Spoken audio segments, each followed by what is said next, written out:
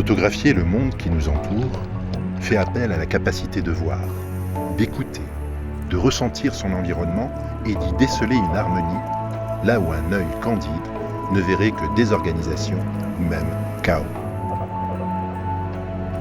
Tout l'art de la photographie consiste à capter l'instant de cette harmonie pour le fixer sur un support et qu'ainsi d'autres consciences puissent s'en délecter.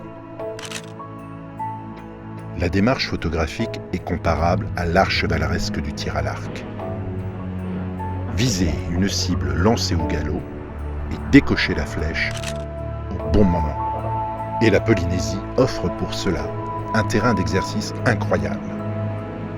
Nous allons à la rencontre de 3 photographes. Vincent Truchet, photographe animalier. Ben Touar, photographe de surf.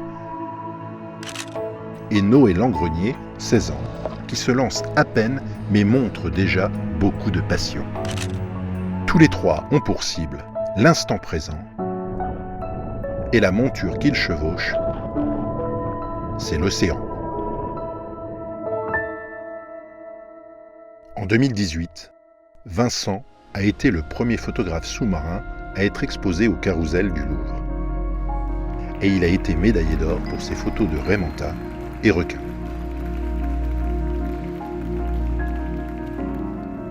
Aujourd'hui, il dirige, avec son épouse Mélo, un club de plongée au sud de Tahiti et essaie de trouver du temps pour s'adonner à sa passion, la photographie animalière. Mélo, tu peux venir me passer un coup de main, s'il te plaît? Oui. Si tu peux juste me glisser le pied de la lampe ici. Ah oui, attends. Ok. Impeccable. Juste je vérifie une petite dernière fois avant de partir que tout le matériel fonctionne bien, que mes flashs sont bien connectés et que quand je déclenche, ça flash. Et donc voilà, tout est bon. Là, je suis équipé avec un objectif macro. Donc ce que je cherchais, c'est soit des petites bêtes, soit avoir du comportement sur des poissons un petit peu plus gros, des portraits, des choses comme ça. Et donc ce spot, il est parfait parce que je peux être sur 8 mètres de fond.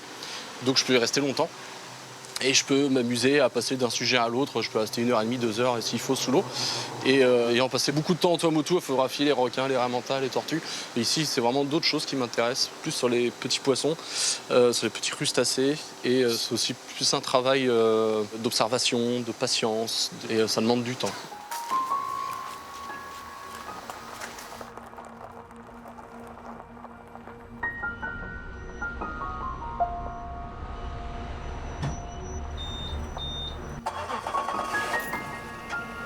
Aujourd'hui, c'est Mélo qui prend les commandes. Nous sommes côte est, dans l'isthme de Taravao, à la jonction de Tahiti Nui, la Grande, et Tahiti Iti, qu'on appelle aussi la presqu'île. Là, on a une zone énorme et on doit être 4 bateaux en mer, c'est tout. Et ça, c'est un vrai bonheur, c'est un luxe. Ce qu'on aime, c'est être hors des sentiers battus. Et du coup, voilà, ça nous offre ça, quoi, ce calme, cette plénitude qu'offre la mer quand tu es tout seul au milieu de l'océan, et ça, c'est cool. Ça n'a pas de prix, ça.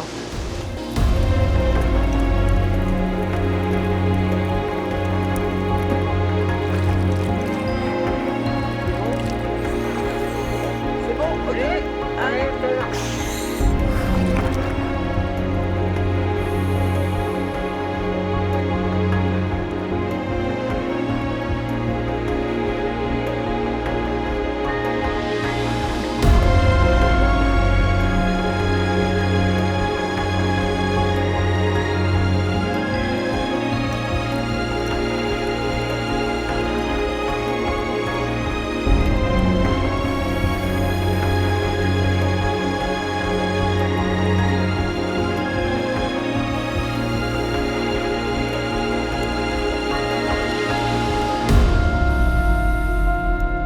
quelque chose en tête, et pour l'avoir, je vais devoir y passer du temps. C'est comme ceux qui vont faire des affûts en forêt ou n'importe où sur Terre. Ils savent ce qu'ils vont chercher, ils connaissent les points où pour en trouver les animaux, ils savent qu'ils vont devoir attendre peut-être des heures pour voir l'animal arriver. Et puis en fonction de la saison, des périodes de l'année, ils savent qu'ils vont avoir tel ou tel comportement, s'il y a des petits, pas de petits et tout ça. Donc ça demande une connaissance de l'environnement, ça demande une connaissance des animaux. Et donc c'est là aussi, il y a cette histoire de patience et pour arriver à un autre but. Les poissons, comme la plupart des animaux, pendant très longtemps, sur les animaux terrestres, ça commence un petit peu à évoluer. On commence à comprendre qu'ils ne sont pas si stupides que ça et qu'ils ont des sensibilités, qu'ils ont des caractères, qu'ils ont des humeurs, qu'ils ont une personnalité. Et je pense qu'on aura des surprises. Et le fait de passer du temps dans l'eau au contact de ces animaux-là, ça permet de... On se rend compte en fait de ça, de toute cette richesse qui n'est pas visible au premier œil.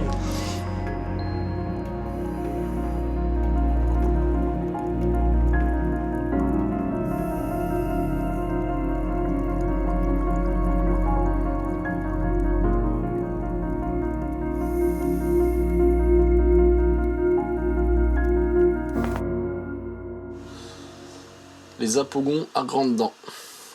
Ah bah voilà, là on voit, hop, c'était sur celle-là. Et là, on voit clairement ce qui m'intéressait. C'est les petits œufs qui sont dedans, qui sont dans la gueule du poisson. Tu vois, on voit mieux les œufs. Et tu vois là, ils sont très peu développés, on voit juste l'œuf et un petit point jaune à l'intérieur plus foncé de chaque œuf. Et tout ça, bientôt, dans quelques jours, ça va se transformer en larves. Et on va commencer à distinguer très clairement les yeux des poissons. C'est extraordinaire, des poissons qui gardent leurs œufs dans la gueule. C'est génial. La nature, elle a inventé tellement de systèmes pour protéger les individus, pour qu'ils puissent protéger leurs petits. C'est le meilleur endroit pour les protéger des prédateurs. Et donc, ils vont se développer comme ça dans la gueule, et puis jusqu'au jour où ils vont les relâcher. Ça, j'ai pas vu le jour où il le relâche. Enfin, en même temps, ça va pas durer longtemps, il faut être là vraiment au bon moment. Il faudra y passer des jours et des jours. Vincent, son approche n'était pas du tout de... En fait, il voulait pas du tout se vendre. En fait, il voulait pas s'occuper de cet aspect, on va dire, commercial. Moi, de par mon premier métier qui était agent de photographe, alors c'était complètement différent parce que j'étais dans la mode, mais la finalité reste la même. J'ai trouvé que c'était dommage de ne pas partager, si tu veux, la qualité en fait de ces photos au grand public, qui permet aussi d'avoir aussi une sensibilisation par rapport à la faune sous-marine, tu vois. Et c'est pour ça que je me suis dit, pourquoi pas essayer de le mettre en avant. Quand tu vois, par exemple, le travail qu'il fait sur ces photos au niveau des requins, c'est vrai que c'est des très très belles photos, alors que le grand public va avoir un œil un petit peu, à cause de ce maudit film Les Dents de la Mer, très très peur des requins. Et je trouve que de faire des photos comme il fait, ça permet de véhiculer une image déjà beaucoup plus douce. Et puis montrer aussi que quand on approche les animaux, on ne se fait pas forcément croquer. La preuve, il est toujours vivant. Faire quelque chose qui a du sens. Pas faire quelque chose pour la notoriété, ça je m'en fiche royalement. Pas faire quelque chose pour l'argent, pareil, ça m'intéresse pas. Mais faire quelque chose, même si jamais ce sera pas vendu ou très peu vu, mais en tout cas que les gens qui le verront ou qui l'achèteront ou qui le partageront avec moi comprendront le sens de ce qu'on a fait. Et c'est-à-dire d'avoir quelque chose de vraiment réfléchi, de travailler, et quelque chose d'un peu authentique et pas quelque chose de vide produit, comme on sait tant en faire de nos jours, quoi, dans notre société.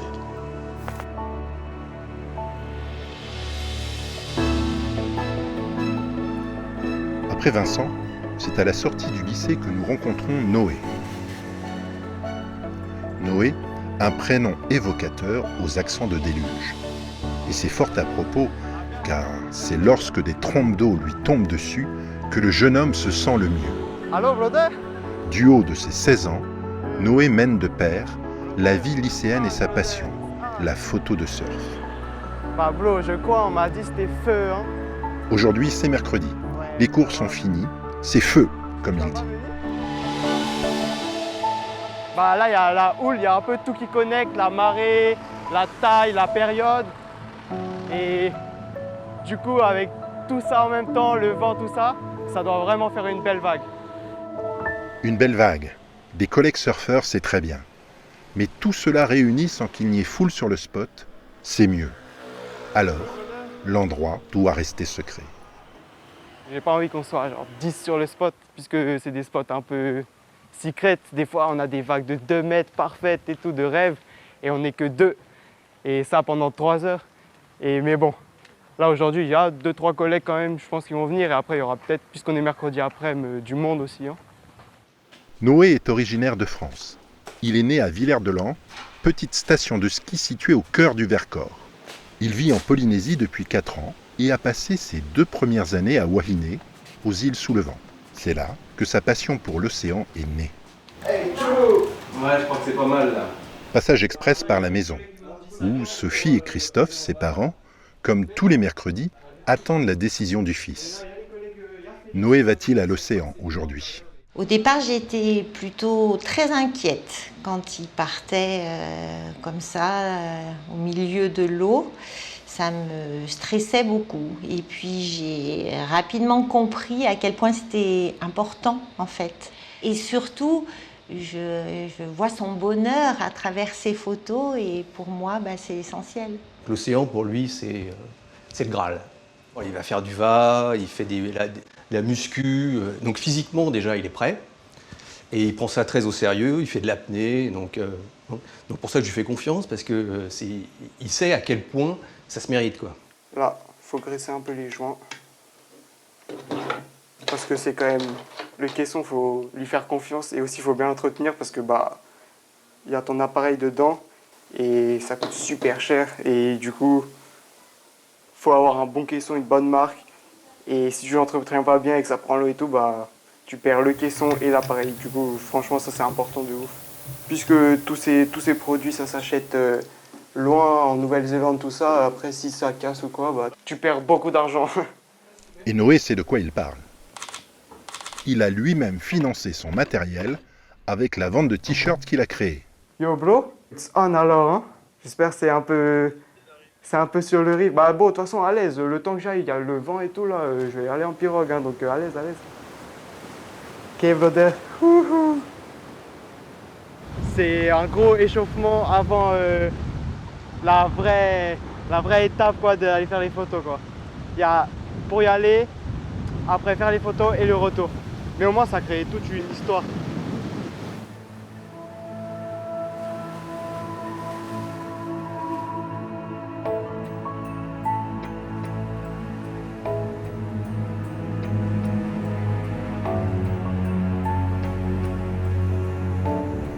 Des fois, je rêve même des vagues. Et le lundi matin, moi, j'arrive à l'école, je suis le seul super heureux parce que, surtout s'il y a de la houle, moi, j'arrive, je suis trop content. Parce que je sais que le soir et toute la semaine, je vais aller surf, je vais aller faire des photos, je vais aller dans les vagues. Et ça me rend carrément heureux. Et du coup, peu importe, il peut avoir n'importe quel contrôle, n'importe quel cours. Parce que j'aime pas trop l'école, mais ça compense tellement en fait aller dans les vagues et l'océan que moi, ça me va comme ça. Je fais beaucoup de pirogues. Et comme ça, ça m'habitue aussi à être dans l'océan. Et j'aime bien aller quand il n'y a personne qui y va. Et être tout seul dans l'océan, que moi avec l'océan. Et là, comme ça, je sens vraiment la connexion avec l'océan. Et je comprends vraiment les courants, j'observe. Et ce qui fait que, il y a 1 an, 2 ans, j'avais carrément peur de ce que je fais maintenant. Mais maintenant, je me sens bien et déconnecté du reste du monde.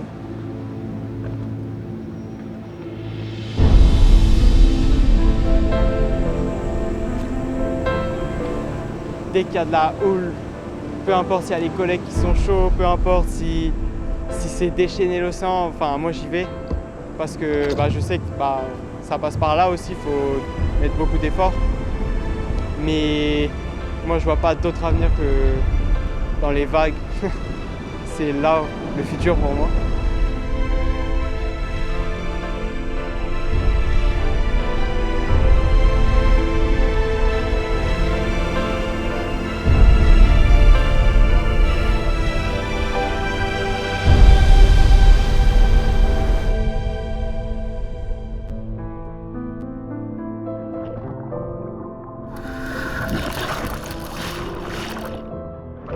Là, je ressens vraiment la puissance de l'océan et dans ma tête, j'ai peur. Tu vois tout autour de toi, le danger, mais c'est tellement ce que t'aimes et c'est tellement ce pourquoi tu t'entraînes que wow, qu'est-ce que je suis bien quoi. Hein.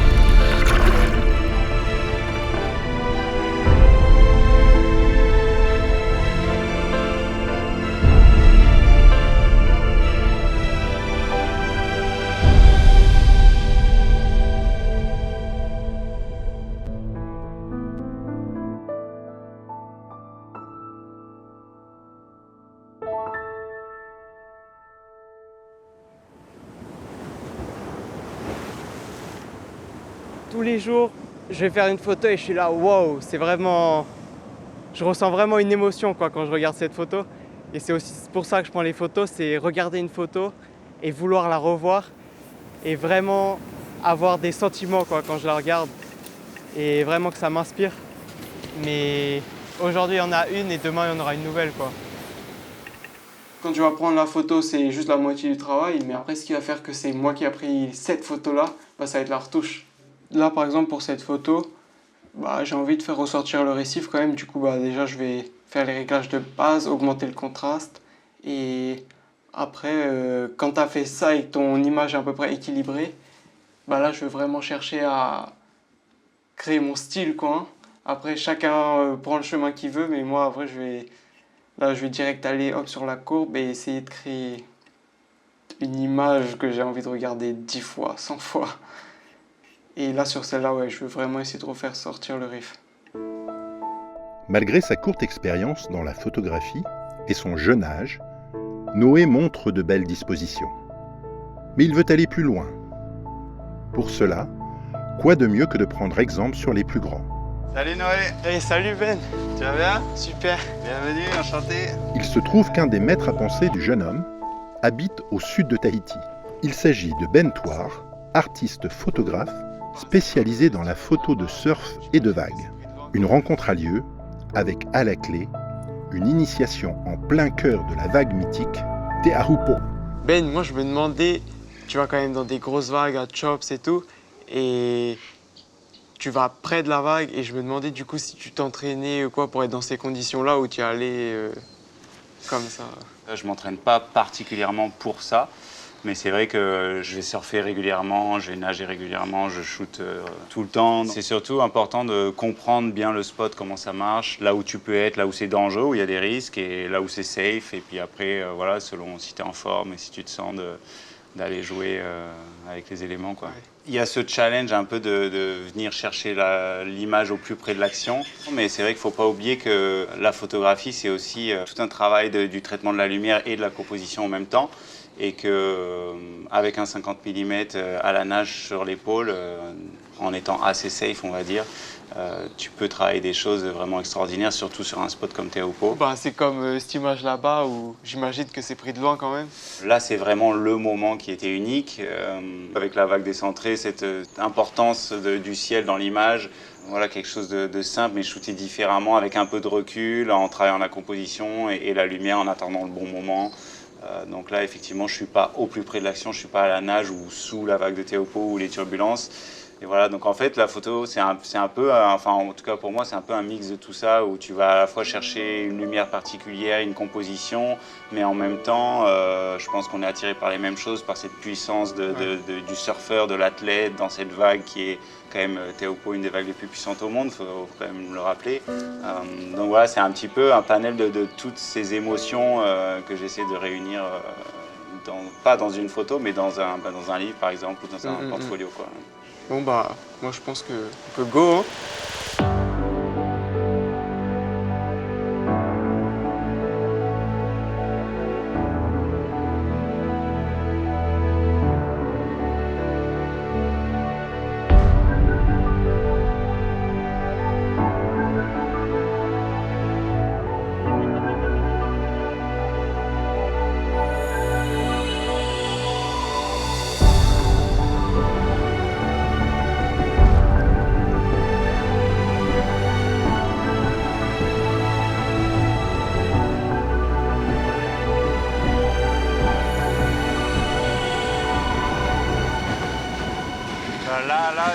commence à avoir le vortex, il faut que ça tue un peu, quoi. Si c'est trop léger... En fait, c'est vraiment l'impact de la lèvre qui va venir créer les vortex. Là, aujourd'hui, c'est petit, donc on va pouvoir se permettre d'aller vraiment à l'intérieur, vraiment au pic, là, presque là où les surfeurs attendent, finalement.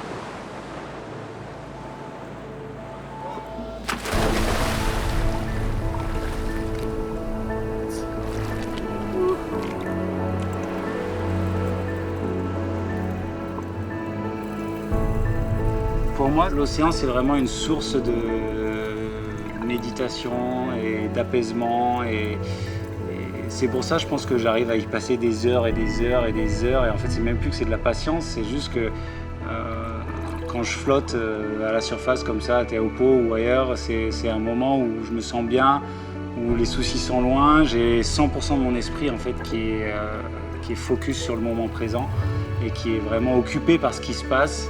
À la fois parce que je suis fasciné par ce qui se passe, je suis très attentif, j'anticipe ce qui va arriver, je pense à mes réglages, mon appareil photo. Donc voilà, je vis vraiment le moment à 100%. Aucun autre stress venant de l'extérieur. Et ça fait du bien, c'est agréable. Et je pense que c'est pour ça que j'y trouve en tout cas mon temps de méditation et mon bien-être. Et c'est là que je passe finalement la plus grande partie de mon temps.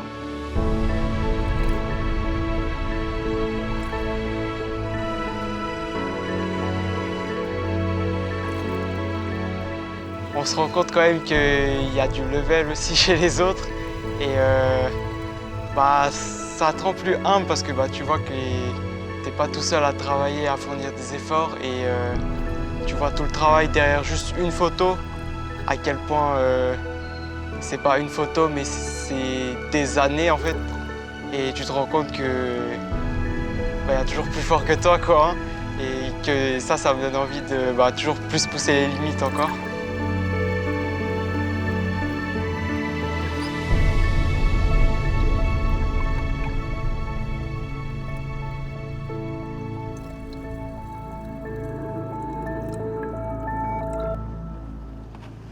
Ce que je dirais à un jeune comme Noé, d'ailleurs, j'ai envie de dire, rester ouvert le plus possible à ces nouvelles technologies, donc la photo, la vidéo, savoir utiliser les outils sur l'ordinateur aussi, tous ces outils, logiciels de retouche, de montage vidéo et tout ça. C'est vrai que c'est hyper important aujourd'hui. Et puis, savoir tirer son épingle du jeu, aller là où les autres ne sont pas encore allés, trouver sa façon de voir, si c'est l'océan, très bien, l'océan, mais sa façon de le photographier, de le voir. Il y a peu de place, il y a peu de marché, c'est compliqué.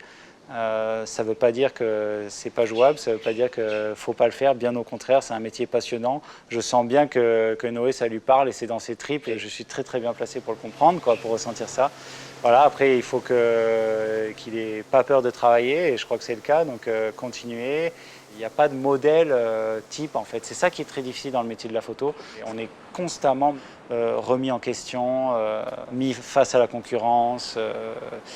Voilà, il faut savoir se renouveler, même si moi aujourd'hui j'ai fait un livre ou 2 livres et que j'ai vendu certaines photos dont je suis content, je ne peux pas me reposer sur mes acquis, quoi. C'est en permanence, voilà, c'est le métier qui est comme ça, donc ça il faut le savoir, il faut l'accepter et s'en servir.